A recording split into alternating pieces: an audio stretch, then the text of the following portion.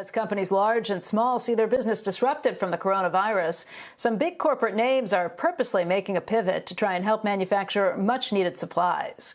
Budweiser brewer AB InBev is making a push to try and produce hand sanitizer, even as it's moving to get operations back to normal in China. Joining us right now to talk all about this is Carlos Brito. He is the CEO of AB InBev. And Carlos, it's great to see you today. Thank you for joining us. Hi, Becky. Good morning to you all, and great to be with you. So tell us a little bit about this operation, sanitizer and rubbing alcohol. How does that work?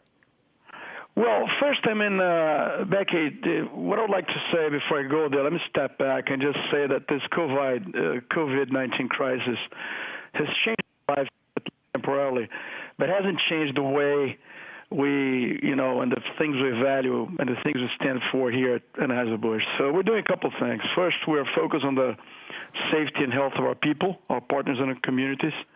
We're also learning a lot from our teams in China and South Korea. They faced this COVID-19 crisis prior to other countries, and we've learned a lot from them, and it's spread this learning in terms of best practice around the world. Third, to your question, as a beer business, we're very connected to the communities. 95% of what we produce is sourced. Our people are from the community. We brewed locally, and we sell back to the community. That's why we're so involved in what the community needs are. For example, hand sanitizers, but also relief water, also helping our pubs and restaurants to stay afloat, also helping the Red Cross in the U.S., getting money from sponsorships, sports sponsorships, and reverting that to blood drives for the Red Cross. And the list goes on in terms of us building annex to public hospitals in Brazil, adding beds fully equipped in less than a month, lending our trucks to regional healthcare service and providers to get medical supplies to hard-access places in Latin America and places like Colombia, Peru, Bolivia. So, we're doing many things, as well as adapt to new consumer behaviors.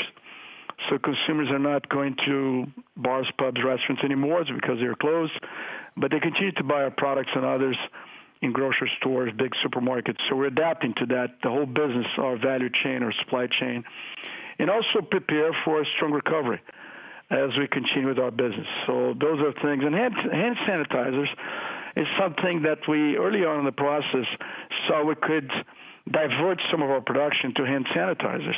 We produce alcohol, ethanol. We extract alcohol to produce our 0.0 alcohol beers.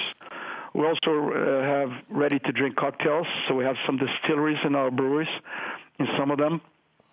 So today we produce hand sanitizers in more than 20 countries around the world, and we don't sell them. We donate them to first responders, to public hospitals, to people that are in need. And today we already have committed more than 2 billion bottles, and we'll continue to grow that number because that's what our communities need. Hey, Carlos, you have been able to reopen China, including a brewery in Wuhan, and you're 100% operational in China, and I don't think you would have gotten to that point if you didn't feel that the time was right. Can you speak to reopening that, and it gives us all hope, and it gives us maybe a timeline with the best case scenario here?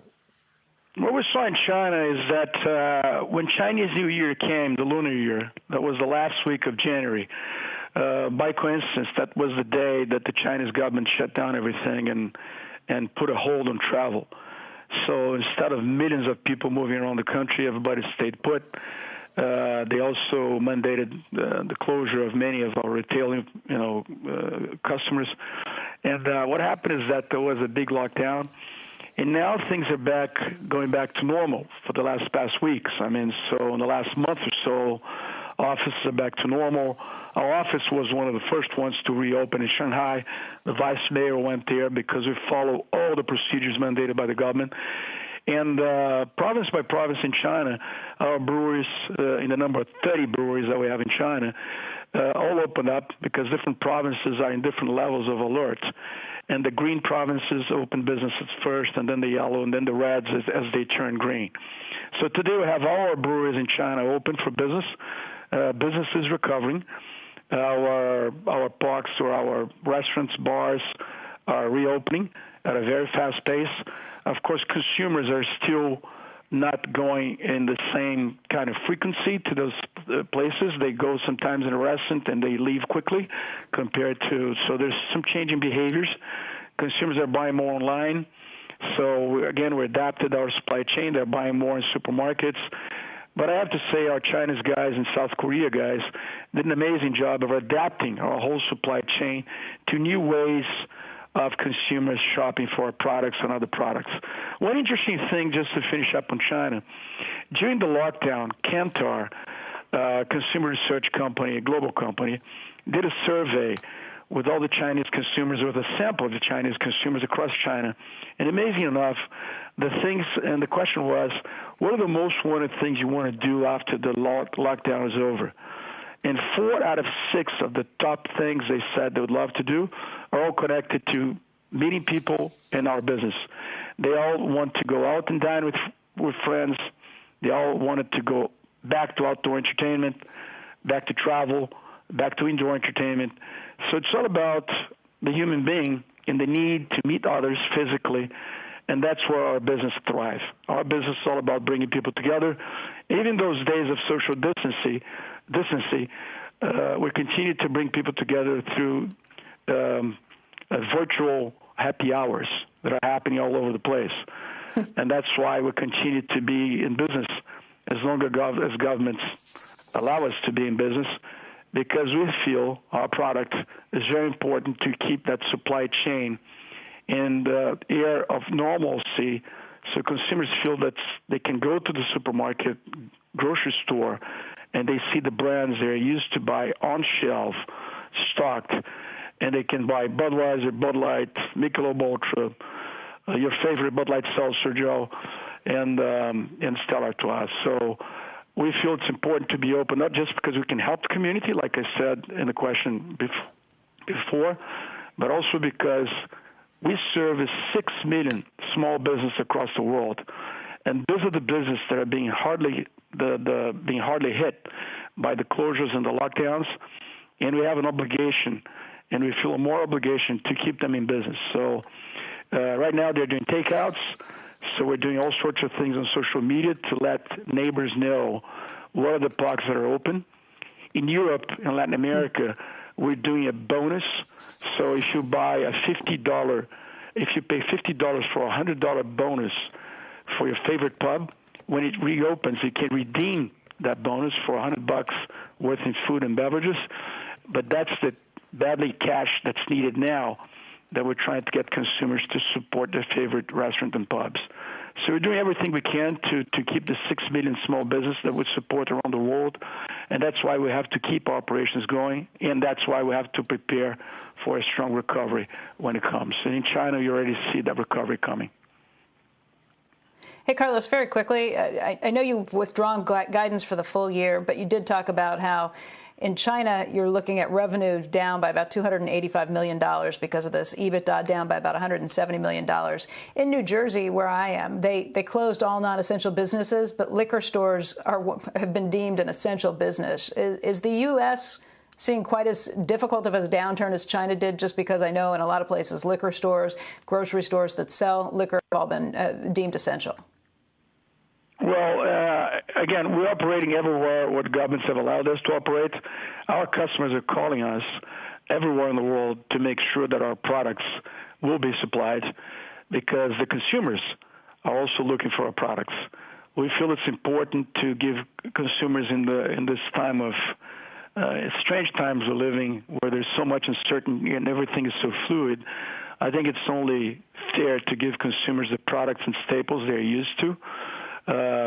And to make it possible that they find these products and that our products find its way to grocery stores. The U.S. is adopting thus far a different approach from China. China closed down everything but food stores. Even in China, we sold beer during the lockdown. The U.S. is keeping grocery stores open, liquor stores open, because, again, consumers need to find their products. Otherwise, life gets even tougher. And in being open, we're also helping communities with our trucks, with our hand sanitizers, with the alcohol we provide for hospitals, with the Red Cross, the amazing partnership we did with the Red Cross. So in the U.S., to your question, in the U.S. what we said is this: all sports are canceled.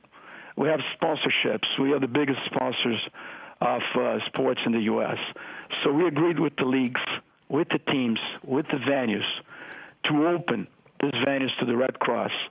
Because back, I don't know if you know that, but because of the COVID and social distancing measures, the Red Cross had to cancel 7,000 blood drives thus far this year, because the places where they normally do the blood drives, people are very close to each other. But people still need blood, not because of COVID, but because of everything else. So we have now the stadiums, more than 8 stadiums open in the U.S., and available to the Red Cross, because in the stadiums you can do the blood drives and still have social distancing.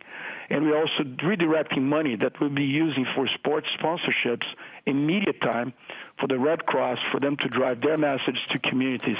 And also, we're donating our tourist centers and our breweries so they can do the blood drives and keep social distancing. So those are the benefits of having people like us in business. Great. Carlos, I want to thank you for your time today. Carlos Brito.